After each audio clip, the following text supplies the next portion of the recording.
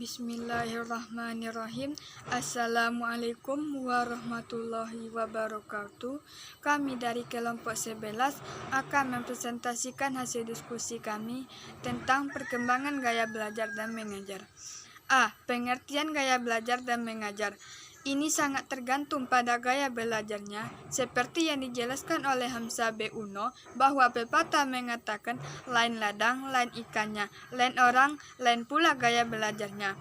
Peribahasa tersebut memang pas untuk menjelaskan fenomena bahwa tak semua orang punya gaya belajar yang sama, termasuk apabila mereka bersekolah di sekolah yang sama atau bahkan duduk di kelas yang sama. Hamzah B. Uno, Orientasi Baru dalam Psikologi Pembelajaran, halaman 180. Berdasarkan Sukadi, bahwa gaya belajar yaitu kombinasi antara cara seseorang dalam menyerap pengetahuan dan cara mengatur serta mengolah informasi atau pengetahuan yang didapat. Sukadi, Progressive Learning, halaman 93. Sedangkan menurut S. Nasution, gaya belajar adalah cara yang konsisten yang dilakukan oleh seorang murid dalam menangkap stimulus atau informasi, cara mengingat, berpikir, dan memecahkan soal. S. Nasution, Berbagai pendekatan dalam proses belajar dan mengajar, halaman 94. Menurut Deforter Hernaski, gaya belajar merupakan suatu kombinasi dari bagaimana ia menyerap dan kemudian mengatur serta mengolah informasi. Bobby Deforter dan Mike Hernaski, Quantum Learning, membiasakan belajar nyaman dan menyenangkan, halaman 110. Menurut Fleming dan Mill, gaya belajar merupakan kecenderungan siswa untuk mengadaptasi strategi tertentu dalam belajarnya sebagai bentuk tanggung jawabnya untuk mendapatkan satu pendekatan belajar yang sesuai dengan tuntutan belajar di kelas atau sekolah maupun tuntutan dari mata pelajaran. Willing mendefinisikan gaya belajar sebagai kebiasaan belajar yang disenangi oleh pembelajar. Kive memandang gaya belajar sebagai cara seseorang dalam menerima, berinteraksi, dan memandang lingkungannya. Minarti, pengertian gaya belajar dan macam-macam gaya belajar. B. Tipe-tipe gaya belajar. A. Gaya impulsif dan reflektif. Gaya reflektif dan impulsif menunjukkan tempo kognitif atau kecepatan berpikir.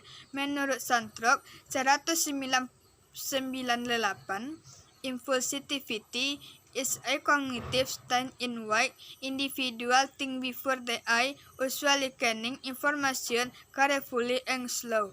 Di samping itu, dibandingkan dengan siswa yang impulsif, siswa yang relatif juga lebih mungkin untuk menentukan sendiri tujuan belajar dan berkonsentrasi pada informasi yang relevan. Siswa yang relatif biasanya memiliki standar kerja yang tinggi.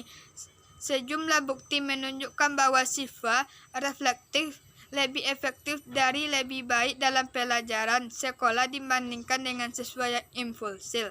Santrok 2008. David Ewen dalam Brown 2000 menyatakan bahwa terdapat dua gaya kognitif yang berhubungan dengan gaya reflektif impulsif atau RI, yaitu gaya sistematik dan intuitif. Gaya intuitif atau intuitive style menunjukkan suatu pendekatan di mana seseorang membuat sejumlah spekulasi dan kemungkinan mengganti beberapa spekulasi secara berbeda berdasarkan dugaan-dugaan atau firasat sebelum diperoleh suatu solusi.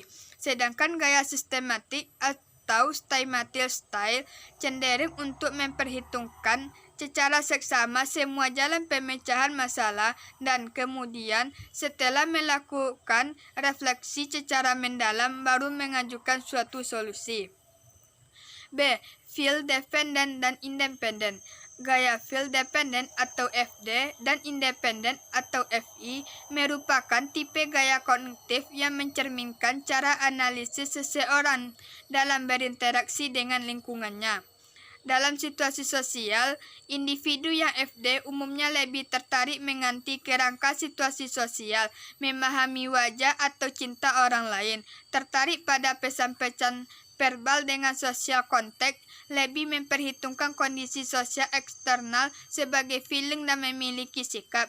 Pada situasi sosial tertentu, orang yang FD cenderung bersikap lebih baik, bersifat hangat, mudah bergaul, ramah, responsif, selalu ingin tahu lebih banyak dibandingkan dengan orang yang FI. Sebaliknya, orang yang FI dalam situasi sosial cenderung merasakan adanya tekanan dari luar dan menanggapi situasi secara dingin, ada jarak dan tidak sensitif. UNO 2006. Assalamualaikum warahmatullahi wabarakatuh.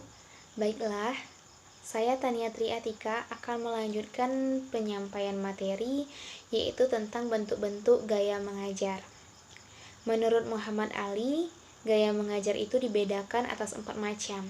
Yang pertama, gaya mengajar klasik, di mana proses pengajaran dengan gaya klasik berupaya untuk memelihara dan menyampaikan nilai-nilai lama dari generasi terdahulu ke generasi berikutnya. Yang kedua, yaitu gaya belajar teknologis, di mana fokus gaya mengajar ini pada kompetensi siswa secara individual. Bahan pelajaran disesuaikan dengan tingkat kesiapan anak. Isi pelajaran adalah dominan dalam gaya pembelajaran ini.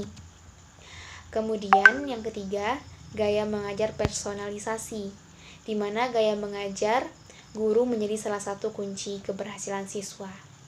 Pada dasarnya, guru mengajar bukan untuk mengandalkan siswa semata, akan tetapi juga mengandalkan dirinya sendiri. Yang keempat, gaya mengajar interaksional, di mana kehidupan manusia atau siswa di samping sebagai makhluk individu, juga sebagai makhluk sosial. Baiklah, Assalamualaikum warahmatullahi wabarakatuh.